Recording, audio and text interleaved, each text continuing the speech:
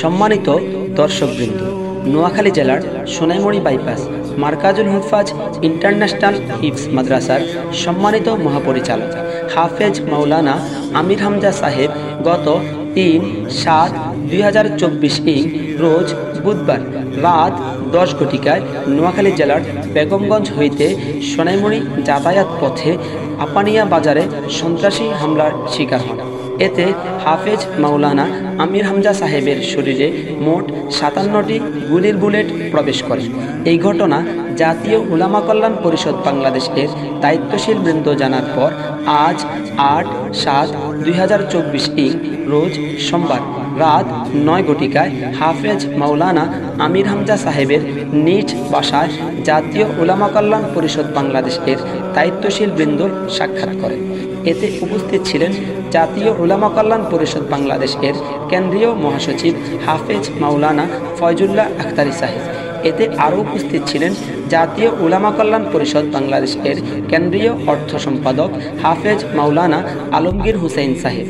এতে আরও উপস্থিত ছিলেন জাতীয় উলামা কল্যাণ পরিষদ বাংলাদেশ নোয়াখালী জেলা শাখার সহসভাপতি হাফেজ মাওলানা ইয়াকুব আনসারি সাহেব সহ নোয়াখালী জেলার আরও ২০ জন দায়িত্বশীল বৃন্দ।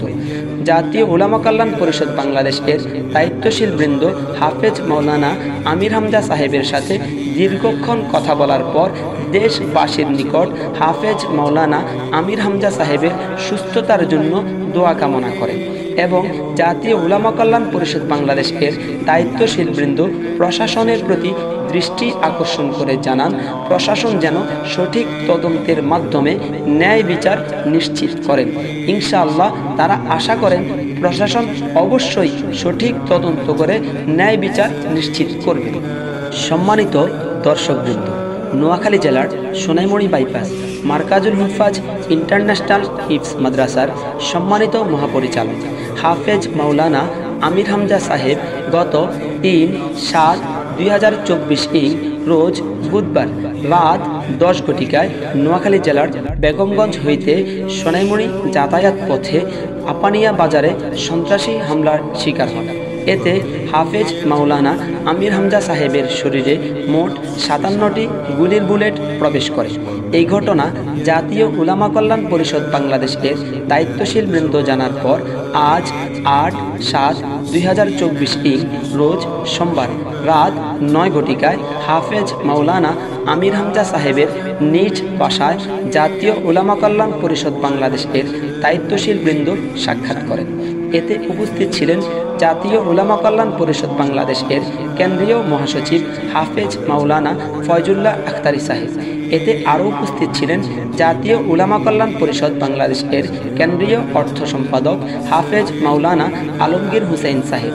এতে আরও উপস্থিত ছিলেন জাতীয় উলামা কল্যাণ পরিষদ বাংলাদেশ নোয়াখালী জেলা শাখার সহসভাপতি হাফেজ মাওলানা ইয়াকুব আনসারি সাহেব সহ নোয়াখালী জেলার আরও ২০ জন দায়িত্বশীল বৃন্দ। জাতীয় উলামা কল্যাণ পরিষদ বাংলাদেশের দায়িত্বশীল বৃন্দ হাফেজ মাওলানা আমির হামজা সাহেবের সাথে দীর্ঘক্ষণ কথা বলার পর দেশবাসীর নিকট হাফেজ মাওলানা আমির হামজা সাহেবের সুস্থতার জন্য দোয়া কামনা করেন এবং জাতীয় উলামা কল্যাণ পরিষদ বাংলাদেশের দায়িত্বশীল বৃন্দ প্রশাসনের প্রতি দৃষ্টি আকর্ষণ করে জানান প্রশাসন যেন সঠিক তদন্তের মাধ্যমে ন্যায় বিচার নিশ্চিত করেন। ইনশাআল্লাহ তারা আশা করেন প্রশাসন অবশ্যই সঠিক তদন্ত করে ন্যায় বিচার নিশ্চিত করবে।